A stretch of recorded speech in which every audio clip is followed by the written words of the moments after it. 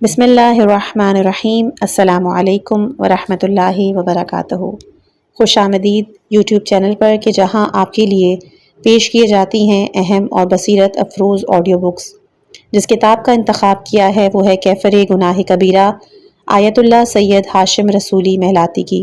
یہ کتاب نہ صرف گناہوں کی حقیقت کو واضح کرتی ہے بلکہ ان کے دنیاوی اور اخروی اثرات کو قرآن و حدیث کی روشنی میں بھی بیان کرتی ہے۔ تو چلیے سنتے ہیں اس کتاب کو۔ کتاب کو شروع کرنے سے پہلے میں شکر ادا کرنا چاہوں گی ان کا کہ جنہوں نے اس کتاب کی نشاندہی کی۔ بہترین کتاب، بہترین گزارش۔ آپ کا بہت بہت شکریہ کہ آپ لوگ مجھے کمنٹس میں اپنی خواہشات کے بارے میں بتاتے ہیں اور پھر میں بآسانی، لیکن اگر کچھ ایسے کمنٹس ہوں کہ جن کی کمنٹ جو کتابوں کے بارے میں کمنٹس کیے گئے ہوتے ہیں کبھی کبھی موصول ہونے کے باوجود بھی آپ کی کتابیں نہیں آتی، تو وہ اس وجہ سے ہے کہ مجھے ان کی PDF فائلز نہیں مل پاتی یا پھر فزیکل فارم میں نہیں مل پاتی۔ بہرحال میں نے ڈسکرپشن میں اپنا ای میل دیا ہوا ہے، اگر کسی کے پاس PDF ہو تو وہ بھی مجھے بھیج سکتا ہے اپنی پسند کی، یا پھر کمنٹ میں باقاعدہ طور پر کتاب اور ان کے رائٹر کا نام لکھ کر آپ بیان کر سکتے ہیں۔ چلتے ہیں کتاب کی طرف۔ لغت میں گناہ کی تعریف۔ فارسی لغت میں گناہ کے معنی جرم، خطا، نافرمانی اور ان جیسے دوسرے الفاظ بیان کیے گئے ہیں، جبکہ لغت عرب میں اس لفظ کو ذنب، اسم اور معصیت سے تعبیر کیا گیا ہے۔ اس لفظ کے وہ معنی کہ جو دونوں زبانوں پر صادق اور جامع ہو، وہ نافرمانی، قانون کے برخلاف کوئی عمل انجام دینا یا قانون سے روگردانی ہے، یا بعض علماء کے قول کے مطابق ہر ناجائز کام کرنا گناہ ہے، یا بعض لوگوں کی تعریف کے مطابق شارع کی نظر میں گناہ وہ ہے جو کہ مکلف کسی نامشروع کام میں مرتکب ہو جائے۔ موجودہ دانشوروں نے جرم اور گناہ کو ہر اس عمل سے تعبیر کیا کہ جو قانون کی مخالفت پر ہو۔ وہ جرم کی تعریف کرتے ہوئے کہتے ہیں کہ جرم معاشرے کے افراد کا وہ عمل ہے جسے قوانین کی ان مقررہ حدود کے باہر انجام دیا جائے جو افراد کی فطری حقوق اور ان کی خوشحالی کی ضمانت دیتے ہوں، جس کا ارتکاب معاشرے کا نظم و ضبط درہم برہم کر دے۔ یہ تقریباً وہی تعریف ہے کہ جسے جان مارکیزا نے اپنی کتاب جرم میں بیان کیا ہے۔ وہ تحریک کرتا ہے کہ جو شخص قانون کی سرحدوں کو عبور کرے اور مذکورہ بنیادی حقیقت سے روگردانی کرے جو معاشرے کے نظم و ضبط کو درہم برہم کرتا ہو، اور قضات یعنی کہ قاضیوں یا ججوں کی نگاہ میں ایسے شخص کا عمل جرم کہلاتا ہے۔ فرانسیسی دانشور کارل لکھتا ہے، گناہ اشیاء کے نظم و ضبط سے روگردانی کا نام ہے۔ اس نقطے کو سمجھنا دشوار نہیں کہ گناہ ان معاشرتی قوانین کی پامالی کا نام ہے کہ جو ارادتاً یا بلا ارادہ انجام دیا جائے۔ قرآن مجید میں ایسی آیات موجود ہیں کہ جن سے اس سلسلے میں استدلال۔ سورہ نساء آیت نمبر 13 اور 14 ان آیتوں میں سے ایک ہے کہ جسے خداوند عالم نے احکام و فرامین کے ایک سلسلے کے بعد نازل فرمایا۔ یہ خدا کی حدیں ہیں، اور جو خدا اور رسول کی اطاعت کرے اس کو خدا آخرت میں ایسے باغوں میں پہنچا دے گا جس کے نیچے نہریں جاری ہوں گی، اور وہ ان میں ہمیشہ رہیں گے، اور یہی تو بڑی کامیابی ہے۔ اور جس شخص نے خدا و رسول کی نافرمانی کی، اس کی حدوں سے گزر گیا، تو بس خدا اسے جہنم میں داخل کرے گا اور وہ اس میں ہمیشہ رہے گا، اور اس کے لیے بڑی رسوائی کا عذاب ہے۔ اس لحاظ سے گناہ کے معنی ہے نافرمانی اور قانون سے روگردانی۔ اب چاہے وہ قانون فطری ہو یا اجتماعی، الہی ہو یا دینی، اس کی مخالفت سزا کا موجب ہے، دنیا میں بھی آخرت میں بھی۔ خلاصہ یہ کہ اجتماعی اور فطری قوانین کی مخالفت کا گناہ اور مذہبی قوانین سے روگردانی کا گناہ دونوں کے درمیان بعض حیثیتوں سے فرق موجود ہے۔ امور طبیعی اور امن اجتماعی کا فرق۔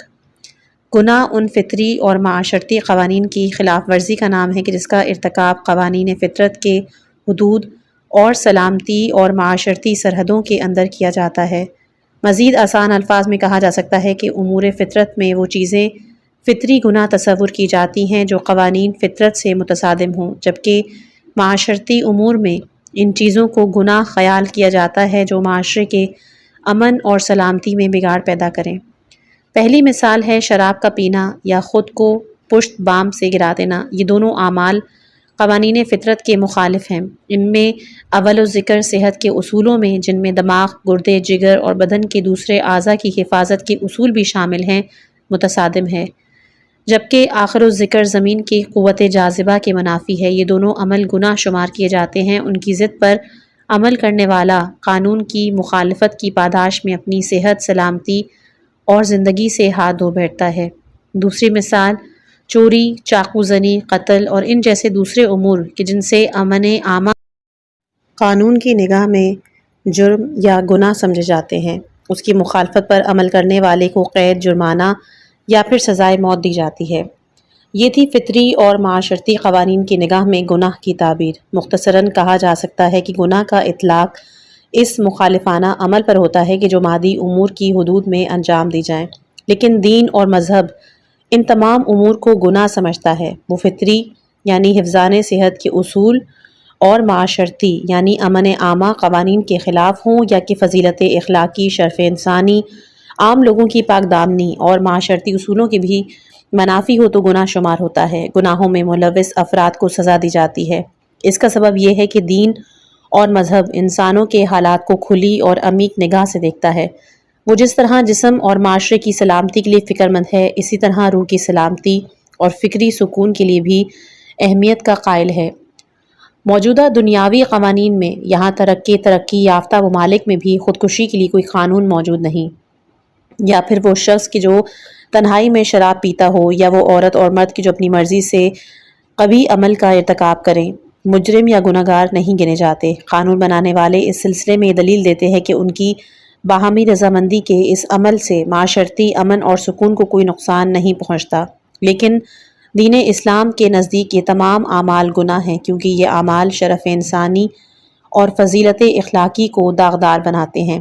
اس کے علاوہ یہ عمل بالواسطہ طور پر معاشرتی اور عمومی امن و سکون کی بنیادوں کو بھی متزلزل کرتا ہے۔ دور حاضر میں دروغ گوئی، غیبت، تہمت، افطرا پردازی، غصہ، حسد، ریاکاری، حرص، تکبر، ان جیسے دوسرے گناہوں کی روک تھام کے لیے، جن میں سے ہر ایک کسی قوم کو نیست و نابود کرنے کے لیے کافی ہے، کوئی قانون وضع نہیں ہوا۔ دنیا کے قانون بنانے والوں کی نگاہ میں یہ خصوصیات جرم یا گناہ نہیں، چونکہ عصر حاضر کے قانون بنانے والے دنیا اور اس میں بسنے والوں کو صرف مادیت کی عینک سے دیکھتے ہیں، لیکن اسلام مادیت کے ساتھ معنویت کو بھی پیش نگاہ رکھتا ہے، بلکہ معنویت کو اور روحانی تربیت کو زیادہ اہمیت دیتا ہے۔ صرف یہی نہیں بلکہ ان میں سے کچھ گناہوں کو جن کا گزشتہ سطور میں نام لیا گیا جملہ گناہوں کی اساس گردانتا ہے۔ مثلاً جھوٹ کے بارے میں امام محمد باقر علیہ السلام کتاب جامع السعادات نراقی جلد نمبر 2 صفحہ 323 میں نقل ہے کہ خداوند عالم نے شر اور برائیوں کے لیے کچھ تالے قرار دیے ہیں تاکہ عوام ان میں گرفتار ہونے سے بچیں، اور شراب کو ان تمام تالوں کے لیے چابی قرار دیا ہے، لیکن جھوٹ کا خطرہ شراب سے زیادہ بڑھ۔ حضرت امام حسن عسکری علیہ السلام ایک دوسری حدیث میں ارشاد فرماتے ہیں، تمام گناہ ایک گھر میں جمع ہیں جبکہ جھوٹ کو اس گھر کی کلید قرار دیا گیا ہے۔ ایک اور حدیث کے مطابق ایک شخص جناب رسالت مآب صلی اللہ علیہ وآلہ وسلم کی خدمت میں حاضر ہوا۔ عرض کی، یا رسول اللہ، مجھے اس عمل کی طرف رہنمائی فرمائیے کہ جس کے ذریعے میں خدا سے نزدیک ہو جاؤں۔ آپ نے جواب میں فرمایا، جھوٹ نہ بول۔ یہی عمل اس شخص کے کل گناہوں سے بچنے کے سے سبب بنا، کیونکہ وہ جب بھی کسی گناہ کا ارادہ کرتا، اس میں کسی جھوٹ کو موجود پاتا یا اس کا سر انجام جھوٹ ہوتا، اسی سبب سے وہ گناہ سے بچتا رہا۔ یہ ایک ایسی حقیقت ہے کہ جس کا اعتراف عصر حاضر کے دانشوروں نے بھی کیا۔ جھوٹ ایک ایسی برائی ہے کہ جو واضح طور پر مذموم، قابل مواخذہ اور سرزنش ہے، کیونکہ جھوٹ ہی وہ برائی ہے کہ جو ہر پستی اور برائی کو اپنی طرف جذب کرتی ہے، ہر برائی کے لیے دروازہ کھول دیتی ہے۔ یہ ہماری کمزوری ہے۔ اس عادت کی روک تھام کے لیے کوئی قانون نہیں کیا گیا۔ یہ ہماری کوتاہی ایک ناقابل معافی گناہ ہے۔ حضرت امام جعفر صادق علیہ السلام حسد، حرص اور تکبر کے بارے میں فرماتے ہیں، کفر کی بنیاد 3 چیزوں پر ہے: حرص، تکبر اور حسد۔ کیونکہ حرص ہی تھا کہ جس نے حضرت آدم علیہ السلام کو آمادہ کیا کہ وہ شجر ممنوعہ کے پھل کو کھا لیں، لیکن تکبر جب شیطان کو حکم دیا کہ آدم علیہ السلام کو سجدہ کرے تو تکبر نے اسے روکا، جبکہ حسد نے آدم علیہ السلام کے 2 بیٹوں میں سے ایک کو اکسایا کہ وہ دوسرے کو قتل کرتے۔ امام علیہ السلام غصے کے متعلق فرماتے ہیں، غصہ تمام برائی اور خرابی کے لیے چابی ہے۔ دور حاضر کے دانشوروں نے بھی اس نقطے پر اتفاق کیا ہے کہ جو شے اقوام کی بدبختی کا سبب ہے، اور گناہ سمجھی جائے وہ صرف وہی نہیں کہ جس سے جسم، انسان اور مادیات کو نقصان ہو، بلکہ ہر وہ شے گناہ ہے کہ جس سے جسم و جان، روح، اخلاق، شرف اور فضیلت انسان مجروح ہو۔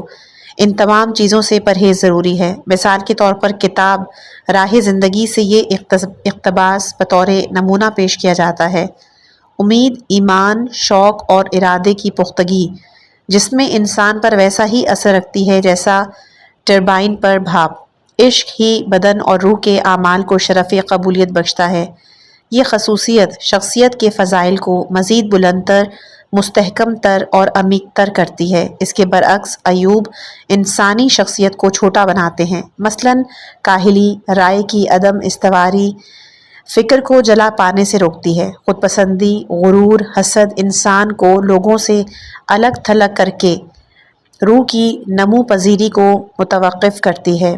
جیسا کہ ہم جانتے ہیں کہ گناہ انسان کی زندگی کو بے وقعت اور آلودہ کرتے ہیں۔ برائی کو دیکھ کر اغماض کرنا ایک خطرناک غلطی ہے، چونکہ معاشرے میں ہر شخص اپنی مرضی پر عمل کرنے میں آزاد نہیں۔ اس لیے جو شخص بے اعتدالی، کاہلی، افطرہ پردازی اور دوسرے گناہوں کا مرتکب ہوتا ہے اسے عمومی نگاہوں میں خطا کار کی حیثیت سے گنا جانا چاہیے۔ ہر گناہ یقینی طور پر عضوی، روحی اور معاشرتی بگاڑ کا سبب بنتا ہے۔ جس طرح ندامت میں انگلی چبا کر اپنے بچے کی موروثی بیماریوں کا علاج نہیں کیا جا سکتا، اسی طرح حسد، تکبر، تہمت، کینہ اور غیبت کے نتیجے میں پیدا ہونے والی برائیوں کا بھی مداوع نہیں۔ قوانین اجتماعی اور قوانین مذہبی کا پہلا فرق۔ گناہ کی تعبیر میں اجتماعی قوانین اور مذہبی قوانین کے درمیان یہ فرق ہے کہ اجتماع یا معاشرے میں سزا کا انحصار عمل پر ہے، یعنی گناہ کرنے والا سزا کا مستحق قرار پاتا ہے، لیکن اسلام میں جناب رسالت مآب صلی اللہ علیہ وآلہ وسلم اور ائمہ طاہرین علیہم السلام نے گناہ کا خیال بھی دل میں لانے سے منع کیا، کیونکہ گناہ کا خیال ہی بعد میں گناہ کے ارتکاب کا سبب بنتا ہے۔ جو شخص گناہ کے خیال کو دل میں پروان چڑھائے گا وہ بتدریج گناہ کا مرتکب ہو جاتا ہے۔ حضرت علی علیہ السلام فرماتے ہیں جو شخص گناہ کا خیال زیادہ دل میں لائے گناہ اس کو اپنی طرف جذب کرتا ہے۔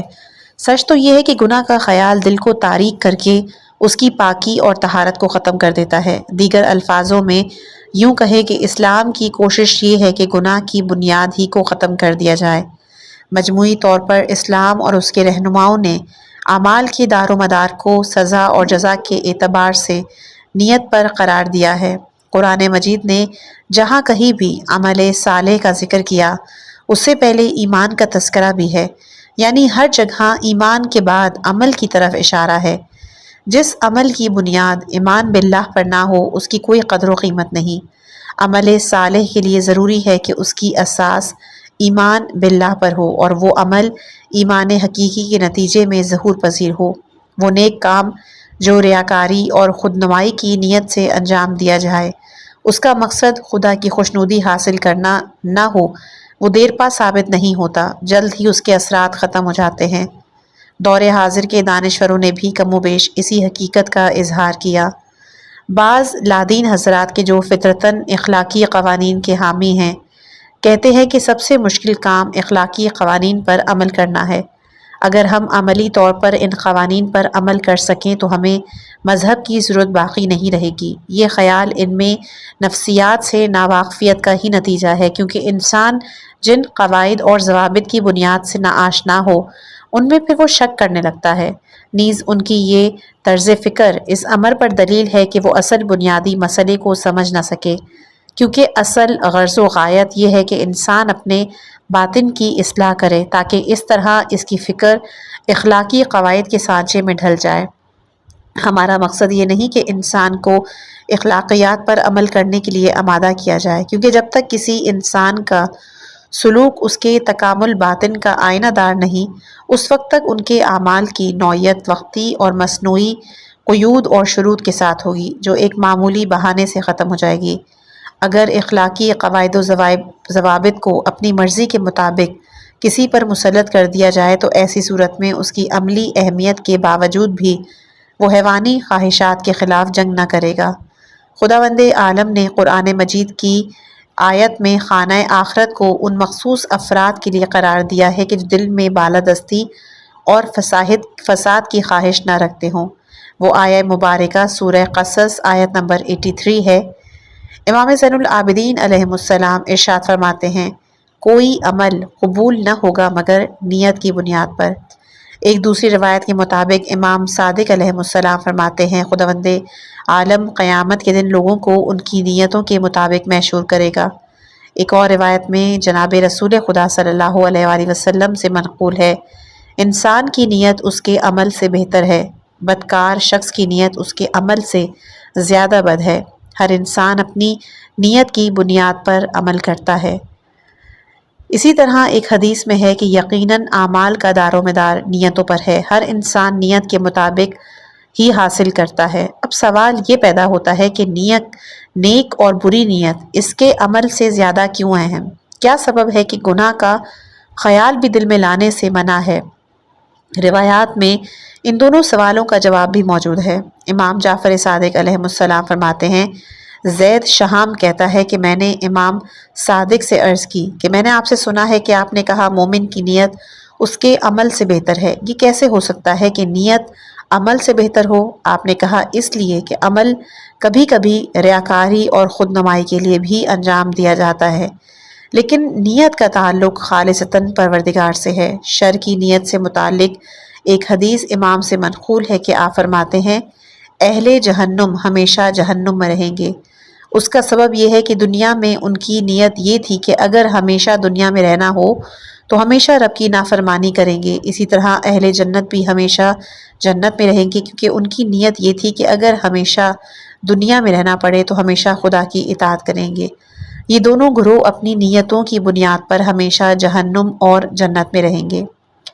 گناہ کا ارادہ بھی اثر رکھتا ہے۔ ایک حدیث میں جناب رسالت مآب صلی اللہ علیہ وآلہ وسلم سے روایت ہے کہ اگر دو مسلمان آپس میں لڑتے ہوئے ایک دوسرے پر تلوار نکالیں، ان میں ایک قتل ہو جائے تو دونوں کا ٹھکانہ جہنم ہے۔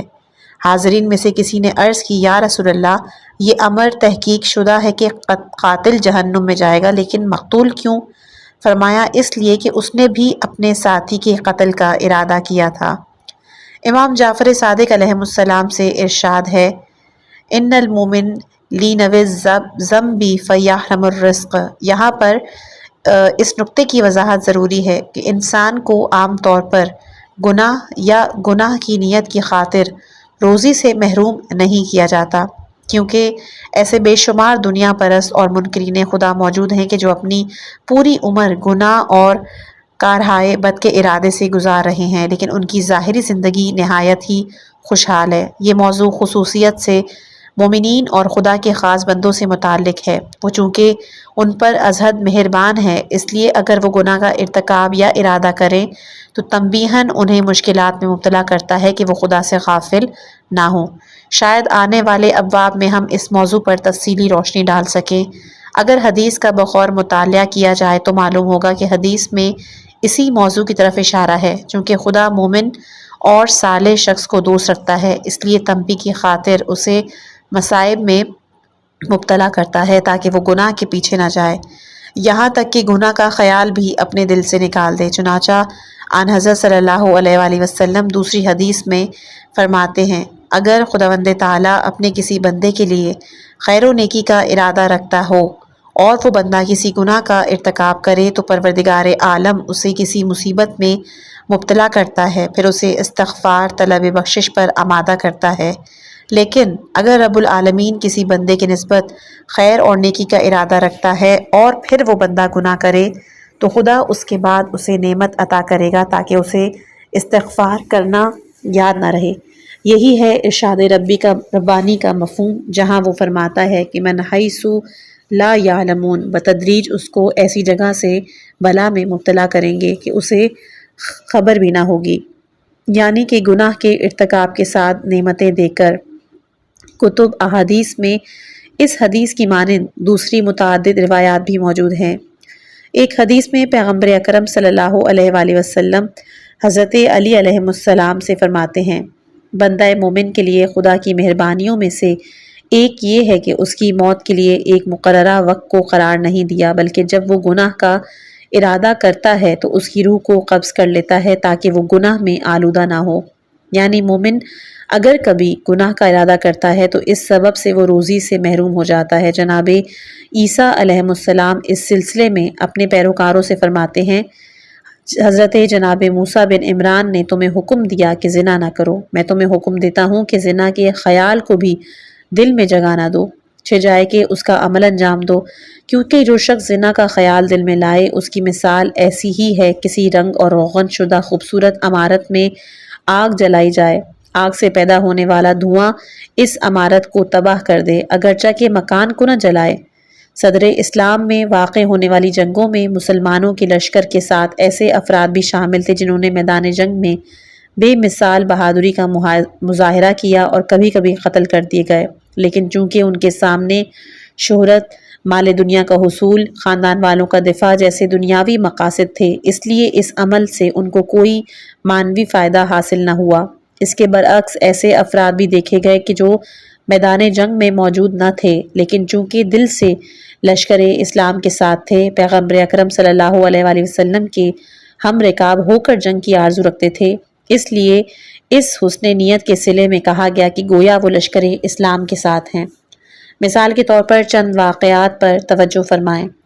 پہلا ہے، عاصم بن قتادہ کہتا ہے کہ ہمارے قبیلے میں قزمان نام کا ایک شخص تھا جس کا نسب معلوم نہیں، جس میں اس کا ذکر چھڑتا تو پیغمبر صلی اللہ علیہ وآلہ وسلم فرماتے کہ وہ اہل دوزخ میں سے ہے۔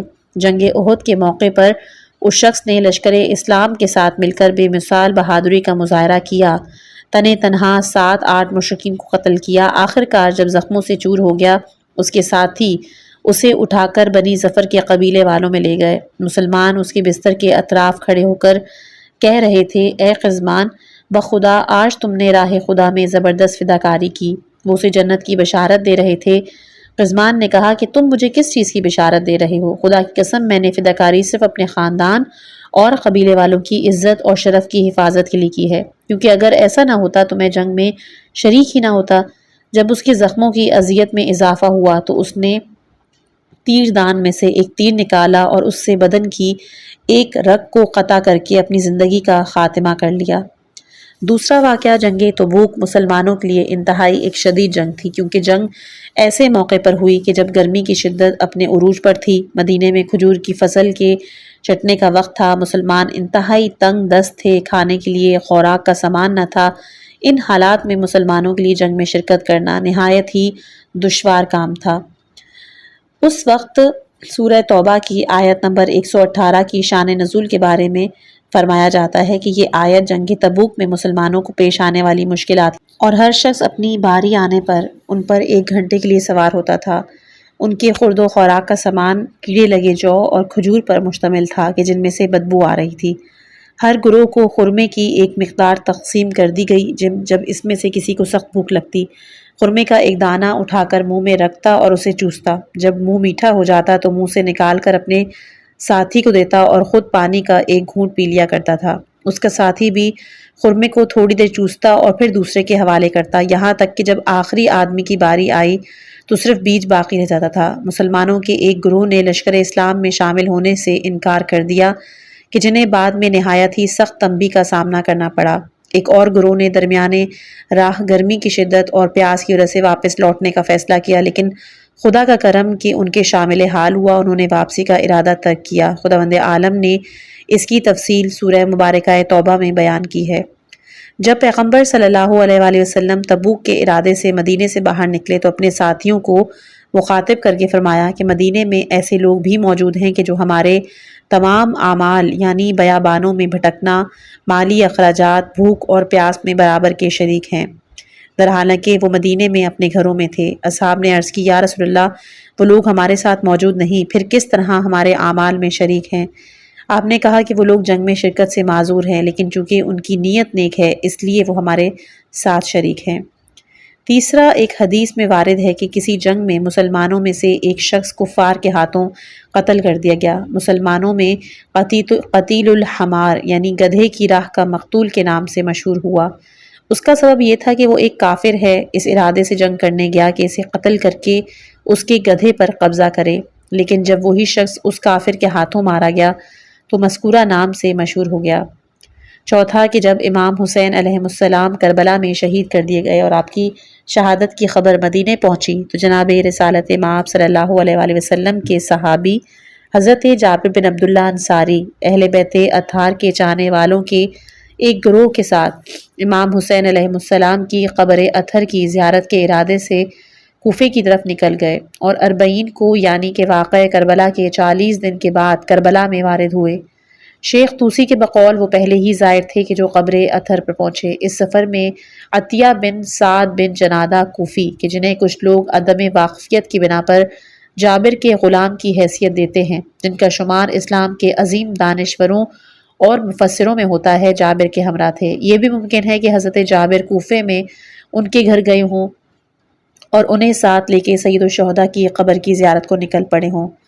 حدیث کے بقیہ حصے کو عماد الدین طبری اپنی کتاب بشارت المصطفیٰ میں اس طرح رقم کرتے ہیں کہ عتبہ کہتے ہیں کہ جب ہم کربلا پہنچے تو جابر نے فرات کے کنارے غسل کیا، کپڑے زیبتن کیے، پھر ایک کپڑے کو جس میں سعد ایک خوشبودار جو گھاس تھی، اس زمانے میں اسے ایک قسم کا عطر گنا جاتا تھا، اس نے اس کو کھولا، اپنے بدن پہ چھڑکا، وہ قبر سید الشہداء کی طرف چل پڑے۔ تمام راستے جابر کا کوئی قدم ذکر خدا سے خالی نہیں تھا۔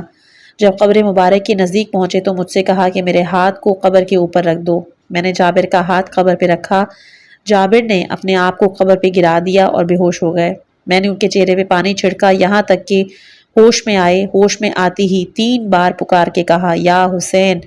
پھر کہنے لگے کیا بات ہے آقا، اپنے دوست کو جواب نہیں دیتے؟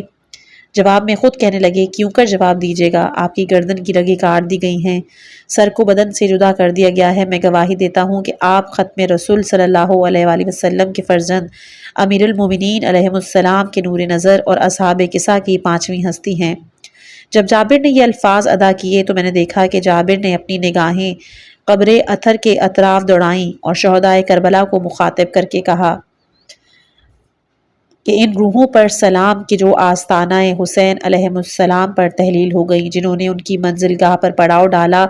میں گواہی دیتا ہوں کہ آپ نے نماز کو قائم کیا، زکوٰۃ ادا کی، نیکی کا حکم دیا، برائی سے روکا، بے دینوں سے جنگ کی، اللہ کی عبادت کی، یہاں تک کہ یقین حاصل ہو گیا۔ قسم ہے اس خدا کی جس نے محمد کو حق کے ساتھ پیغمبری پر مبعوث کیا، ہم اس راہ پر آپ کے ساتھ شریک ہیں جس پر آپ قدم زن ہوئے۔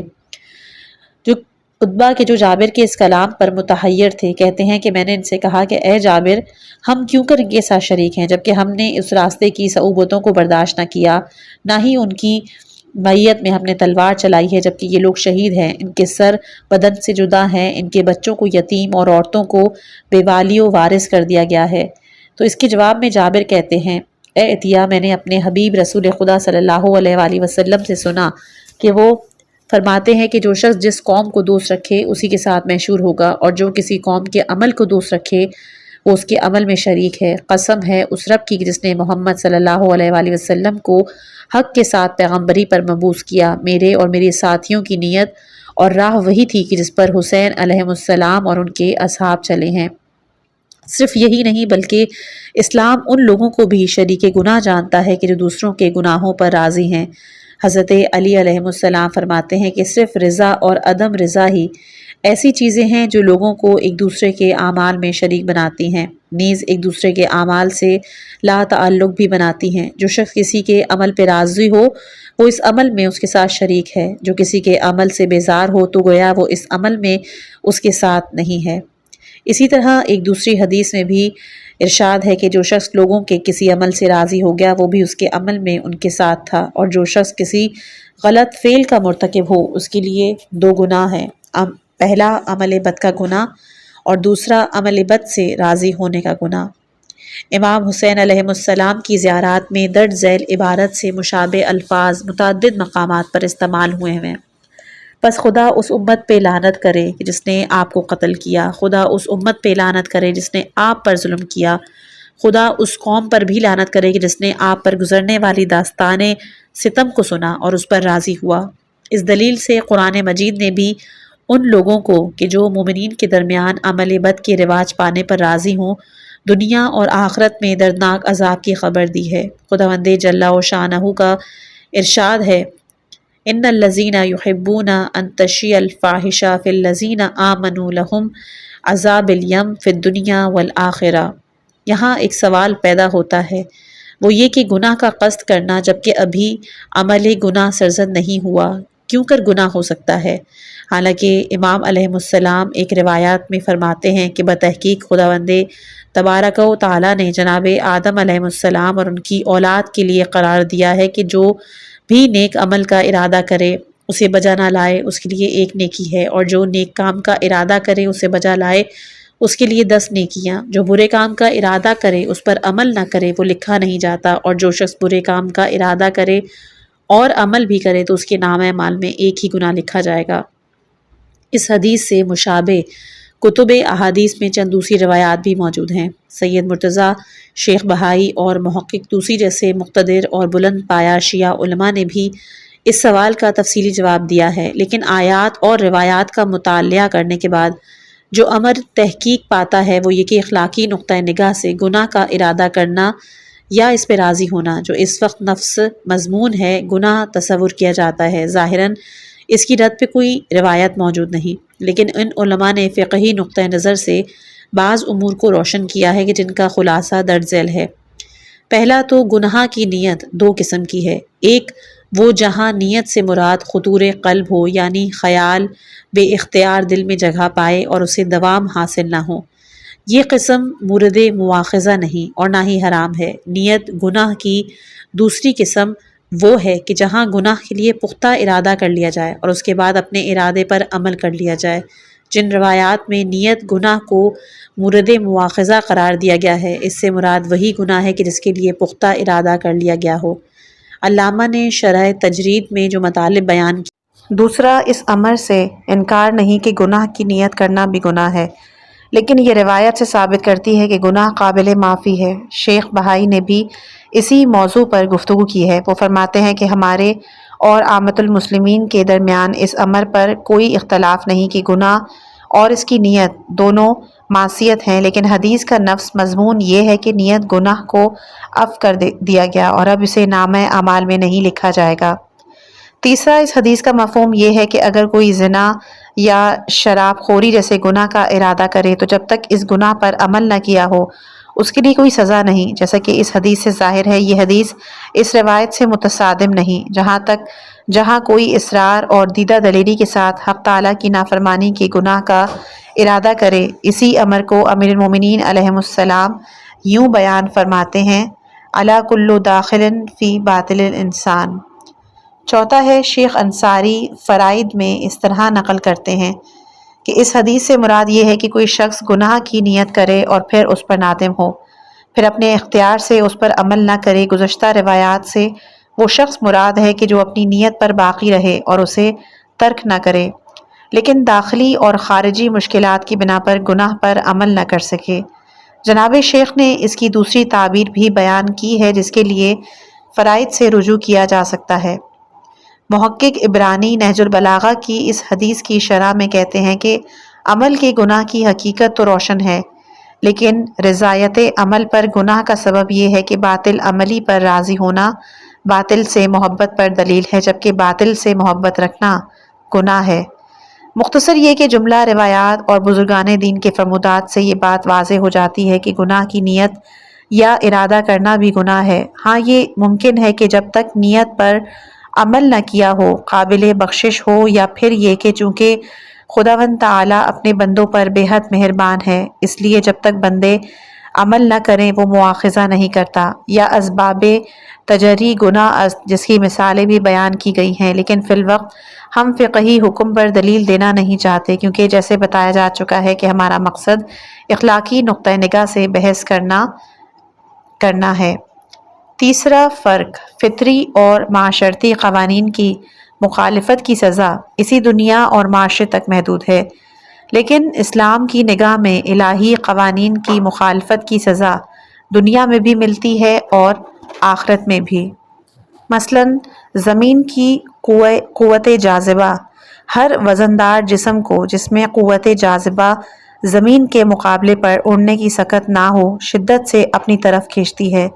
جو بھی شخص اس قانون کی ضد پر بلندی سے خود کو ہوا میں چھوڑ دے وہ اپنی مخالفانہ عمل کی سزا میں زمین پر گر پڑتا ہے۔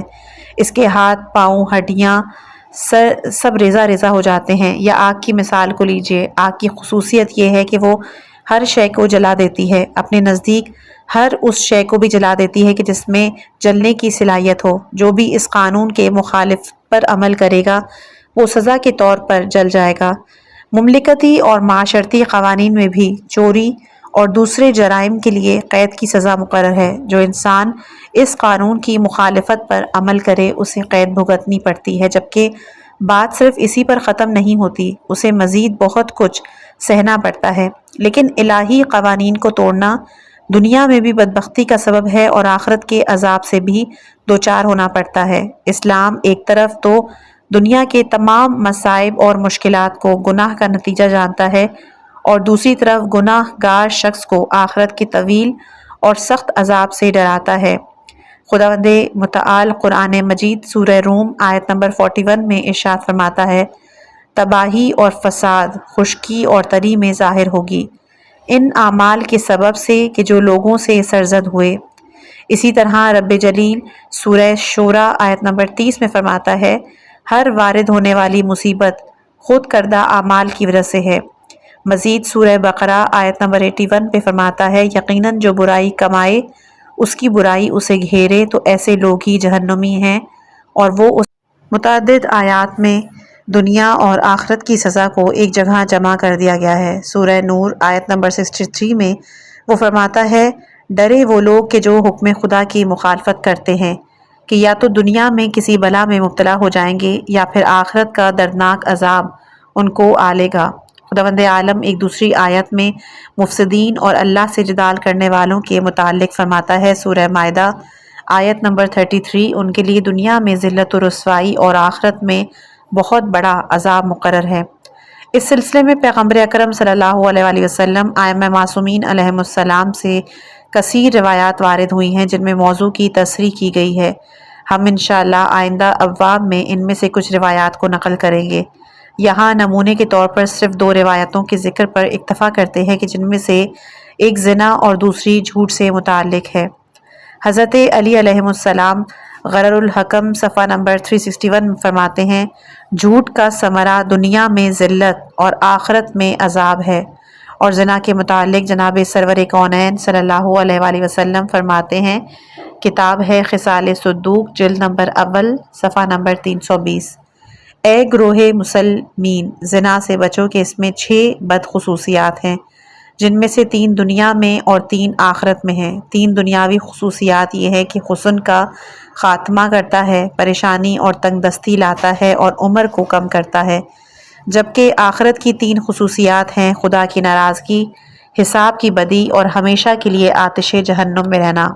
قرآن مجید نے عمل نیک کے اجر سے متعلق متعدد آیات میں بھی گفتگو کی، جیسے کہ سورہ آل عمران آیت نمبر 481 میں ہے، اسی طرح سورہ نساء آیت نمبر 134، اسی طرح سورہ یونس آیت نمبر 63 میں بھی پرہیزگاروں سے متعلق ارشاد ہے۔ اس کا پہلا سبب تو یہ ہے کہ اسلام کے نزدیک دنیاوی اور اخروی زندگی ایک دوسرے سے مربوط ہیں۔ جس طرح اسلام چاہتا ہے کہ لوگ دنیا میں خوشحال زندگی بسر کریں، اسی طرح اسلام لوگوں کے لیے موت کے بعد ایک آسائش زندگی کا بھی۔ دوسری وجہ یہ ہے کہ اسلام لوگوں کے دلوں میں معاد، روز جزا کا حساب اور صلہ آخرت کے تصور ایمان کو تقویت بخشتا ہے، محشر کی سزا اور جزا سے خوف دلاتا ہے۔ اسلام نے اس تصور کو اجاگر کر کے کہ انسان کا کوئی عمل بغیر اجر نہ جائے گا، انسان کو خلوت اور جلوت میں گناہ کے ارتکاب سے روکا ہے۔ اس طرح ان کے اور گناہ کے درمیان ایک مضبوط بند باندھا گیا ہے۔ یہی وہ ہدایت ہے کہ جو انسان کو شہوات اور خواہش نفسانی کے مقابلے میں مضبوط پہاڑ کی مانند ثابت قدم رکھتی ہے۔ ایک حدیث میں ہے کہ مومن ایک مضبوط پہاڑ کی مانند ہے کہ تند اور تیز ہوائیں اسے ہلا نہیں سکتی، کیونکہ اگر روز محشر کی سزا اور جزا پر ایمان نہ ہو تو ایسی صورت میں معاشرتی قوانین صرف محدود اور ناقص انداز سے انسانی خلاف ورزیوں کو روک سکتے ہیں، لیکن ایسے وقت جب گناہگار عالم خلوت میں ہو، گناہ کے وسائل اس کے لیے مہیا ہوں، اپنی رسوائی اور قانون کے محافظوں کا خوف نہ ہو، تو ایسے وقت روز محشر پر ایمان کے علاوہ وہ کون سی طاقت ہے کہ جو گنہگار کو گناہ سے روکے؟ اس کے علاوہ کچھ دنیاوی تعزیری قوانین اپنی خامیوں کی وجہ سے گنہگار کو خوف دلانے اور ڈرانے سے قاصر ہیں۔ ایسی صورت میں ارتکاب گناہ کا راستہ کیوں کر روکا جا سکتا ہے؟ مشہور ہے کسی چور سے سوال کیا گیا کہ چوری کرتے کیوں ہو؟ اس نے کہا یہ عمل دو حالتوں سے خارج نہیں، یا چوری کرتے وقت گرفتار کر لیا جاؤں گا یا پھر کسی نہ کسی طرح بھاگ جاؤں گا۔ اگر گرفتار ہونے سے بچ جاؤں، زحمت اور کوشش کے بغیر مال کثیر ہاتھ آئے گا، اور اگر پکڑا جاؤں تو زیادہ سے زیادہ میری سزا یہ ہوگی کہ چند ماہ آرام اور آسائش کے ساتھ شور شرابے سے دور پرسکون ماحول میں قید میں گزارنے پڑیں گے۔ لیکن دین کی منطقی نقطہ نگاہ سے دنیا میں چور کی سزا منظر عام پر اس کے ہاتھ کاٹنا اور زنا کی سزا کھلے عام 100 تازیانے مارنا ہے۔ اگر بالفرض گنہگار دنیاوی سزا سے کسی طرح پر بچ بھی جائے تو آخرت کی سزا سے کس طور نہیں بچ سکتا؟ اس دن اگر وہ خود اپنے گناہ کا اقرار نہ بھی کرے، اس کے اعضاء اور جوارح ہی گناہ کی گواہی دیں گے۔ اس کو ہر عمل کو چاہے ذرہ بھر ہی کیوں نہ ہو ضرور صلہ ملے گا۔ اس صورتحال میں کیوں کر ممکن ہے کہ وہ گناہوں کی سزا سے بچ کر سکون اور بے فکری میں مزید گناہ کا ارتکاب کرے؟ بس معلوم ہوا کہ معاد اور روز جزا پر ایمان ہی انسان کو گناہوں سے روک سکتی ہے۔ درج ذیل حکایتوں پہ ذرا توجہ فرمائے گا۔ پہلی حکایت ہے سید محمد اشرف علوی اپنی کتاب فضائل السادات میں ابن جوزی سے نقل کرتے ہیں۔ صلحاء میں سے ایک شخص بیان کرتا ہے کہ میں مصر گیا، وہاں میں نے ایک لوہار کو دیکھا کہ پگھلے ہوئے لوہے کو بھٹی میں سے اپنے ہاتھوں سے نکال کے باہر رکھتا ہے، جبکہ لوہے کی حرارت اس کے ہاتھ پہ کوئی اثر نہیں کرتی۔ میں نے دل میں سوچا یقیناً ایک صالح انسان ہے کہ جس پر آگ اثر نہیں کرتی، اور میں یہ سوچ کر اس کے پاس گیا۔ سلام کے بعد اس سے کہا کہ تجھے اس خدا کی قسم کہ جس نے تجھے یہ کرامت عطا کی میرے حق میں دعا کرو۔ لوہار نے کہا کہ بھائی میں وہ نہیں جو تو سمجھ رہا ہے۔ میں نے کہا بھائی جو کام تم کر رہے ہو صالح افراد کے سوا کوئی نہیں کر سکتا۔ کہنے لگا اس سلسلے میں میرے ساتھ ایک عجیب واقعہ ہوا، میں چاہتا ہوں اسے تمہارے لیے بیان کروں۔ میں نے جواب دیا اس احسان کے لیے تمہارا شکر گزار رہوں گا۔ اس نے کہا ایک روز اسی دکان پر بیٹھا تھا کہ ناگاہ ایک انتہائی حسین و جمیل عورت کہ جس کی مثال میں نے اس سے قبل نہ دیکھی میرے پاس آئی۔ کہا بھائی کیا تمہارے پاس کچھ ہے جو مجھے خدا کی راہ میں دے سکو؟ میں اس کے حسن پہ فریفتہ ہو گیا اور اسے جواب دیا کہ اگر میرے ساتھ گھر چل کر میری ضرورت پوری کرو تو جو کچھ مانگو گی وہ ملے گا۔ وہ عورت غصے ہو گئی اور کہنے لگی خدا کی قسم میں اس قسم کا کام کرنے والی عورتوں میں سے نہیں۔ میں نے کہا تو پھر جاؤ اپنا کام کرو۔ وہ عورت اٹھ کر چلی گئی۔ کچھ دیر کے بعد دوبارہ واپس آئی اور کہنے لگی کہ ضرورت اور تنگ دستی نے مجھے مجبور کیا ہے کہ تمہاری خواہش کو پورا کروں۔ میں نے اٹھ کر دکان بند کی اور اس کو اپنے گھر لے گیا۔ گھر پہنچ کے کہنے لگی کہ اے شخص میرے چھوٹے چھوٹے بچے ہیں، میں انہیں بھوکا چھوڑ کر گھر آئی ہوں، اگر تو مجھے کچھ دے دے تو میں بچوں کے لیے کچھ لے جا سکوں اور پھر دوبارہ تیرے پاس واپس آ جاؤں۔ میں نے اسے واپس آنے کا وعدہ لیا اور اسے چند درہم دے دیے۔ وہ 1 گھنٹے کے بعد دوبارہ میرے گھر واپس آئی۔ میں نے اٹھ کر دروازے کو بند کیا اور تالا لگایا۔ عورت نے پوچھا ایسا کیوں کرتے ہو؟ کہا لوگوں کے خوف سے۔ کہنے لگی لیکن لوگوں کے خدا سے نہیں ڈرتے؟ میں نے کہا وہ معاف کرنے والا اور بڑا مہربان ہے۔ یہ کہہ کر میں اس کی طرف گیا۔ میں نے دیکھا کہ وہ شاخ بیت کی مانند لرز رہی تھی، آنسوؤں کا سیلاب چہرے پر تھا۔ میں نے کہا کیوں اتنا خوف کھا رہی ہو؟ تمہارے لرزنے کا سبب کیا ہے؟ کہنے لگی میں اپنے خدا سے خوف کھا رہی ہوں۔ پھر کہا اے شخص خدا کے واسطے مجھے چھوڑ دو، میں ضمانت دیتی ہوں کہ خداوند عالم دنیا اور آخرت میں تجھے آگ سے نہیں جلائے گا۔ میں اس کی گفتگو پہ متوجہ تھا اور اسے اس کیفیت میں دیکھ کر اٹھا کہ جو کچھ میرے پاس موجود تھا میں نے اسے دیا اور اس کو مخاطب کر کے کہا کہ اس مال کو اٹھاؤ اور اپنے ساتھ لے جاؤ، میں نے تجھے خدا کے واسطے آزاد کیا۔ وہ عورت اٹھی اور چلی گئی۔ اس کیفیت میں مجھے نیند آ گئی۔ خواب میں دیکھا کہ ایک انتہائی معزز اور محترم خاتون کہ جن کے سر پر یاقوت کا تاج تھا میرے پاس آ کر کہنے لگی اے شخص خدا ہماری طرف سے تمہیں جزائے خیر دے۔ میں نے پوچھا بی بی آپ کون ہیں؟ کہا میں اس عورت کی ماں ہوں جو تیرے پاس آئی تھی اور تو نے اسے خدا کے واسطے آزاد کیا تھا۔ خدا تجھے دنیا اور آخرت میں آگ سے نہ جلائے گا۔ میں نے کہا کہ وہ عورت کس خاندان سے تھی؟ تو کہنے لگی کہ وہ جناب رسول خدا صلی اللہ علیہ وآلہ وسلم کی ذریت سے تھی۔ جب میں نے یہ سنا تو خدا کا شکر ادا کیا کہ اس نے مجھے گناہ سے بچنے کی توفیق دی۔ فوراً میرا خیال اس آیہ مبارک کی طرف آیا انما یرید اللہ لیذھب عنکم الرجس اہل البیت ویطہرکم تطہیرا، اور اس کے بعد میں خواب سے بیدار ہو گیا۔ اس دن سے آج تک دنیا کی آگ مجھے نہیں جلاتی۔ مجھے امید ہے کہ آخرت کی آگ سے بھی میں ہمیشہ محفوظ رہوں گا۔ رہزن کا قصہ۔ سقۃ الاسلام کلینی آل اللہ مقامہ اصول کافی میں امام سجاد علیہ السلام سے روایت کرتے ہیں کہ آپ نے فرمایا، ایک شخص اپنے اہل خاندان کے ساتھ سمندر میں سفر کر رہا تھا کہ ناگاہ دوران سفر کشتی ٹوٹ گئی۔ اس شخص کی بیوی کے علاوہ باقی تمام لوگ پانی میں ڈوب گئے۔ عورت نے ایک ٹوٹے ہوئے تختے کا سہارا لیا اور خود کو ایک جزیرے میں پہنچایا۔ جزیرے میں ایک راہزن موجود تھا جسے کسی گناہ سے عار نہیں تھا۔ یکا یک راہزن کی نگاہ اس عورت پہ پڑی جو اس کے سرہانے ہی موجود تھی۔ راہزن نے اپنی گردن اٹھا کے آواز دی، اے عورت، تو انسان ہے یا جن؟ وہ کہنے لگی، میں انسان ہوں۔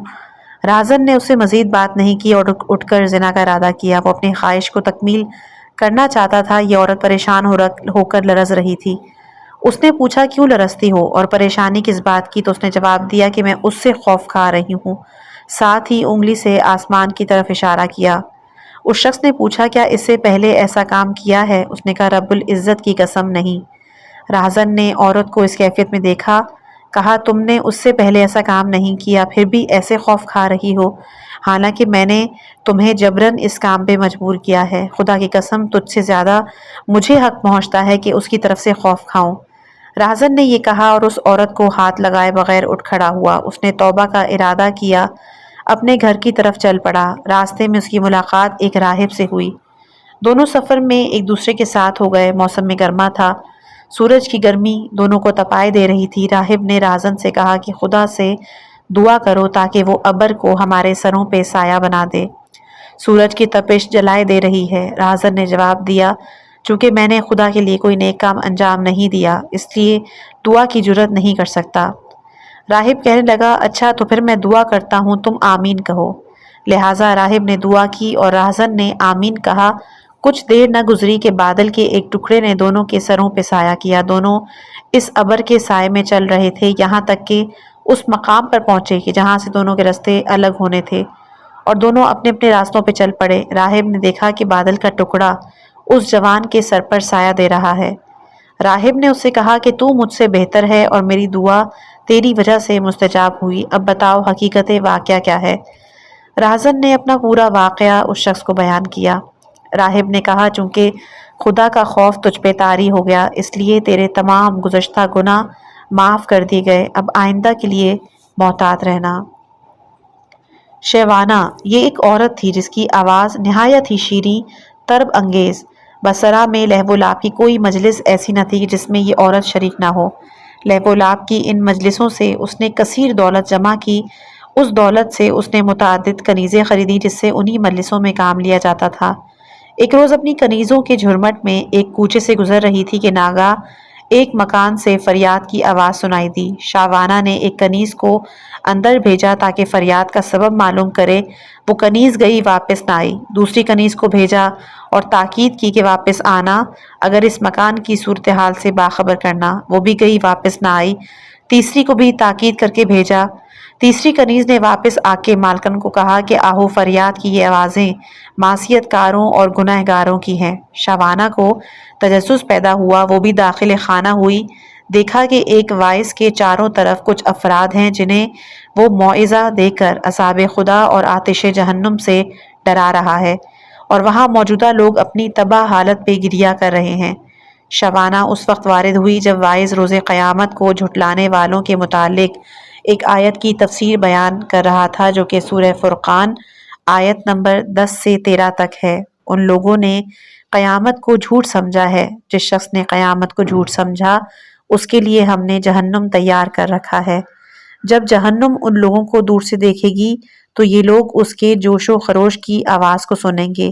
جب یہ لوگ زنجیروں سے جکڑ کر اس کی کسی تنگ جگہ میں جھونک دیے جائیں گے، اس وقت موت کو پکاریں گے۔ جب شاوانہ نے ان آیات کو سنا تو اس کی حالت دگرگوں ہو گئی۔ وائس کو مخاطب کر کے کہا کہ اگر میں توبہ کروں تو کیا خدا مجھے معاف کرے گا؟ اس نے کہا، یقیناً اگر تو توبہ کرے گی تو خدا تجھے معاف کرے گا، اگرچہ کہ تیرے گناہ شاوانہ کے برابر ہی کیوں نہ ہو۔ وہ کہنے لگی، اے شیخ شاوانہ، میں ہی ہوں اور اب دوبارہ گناہ نہ کروں گی۔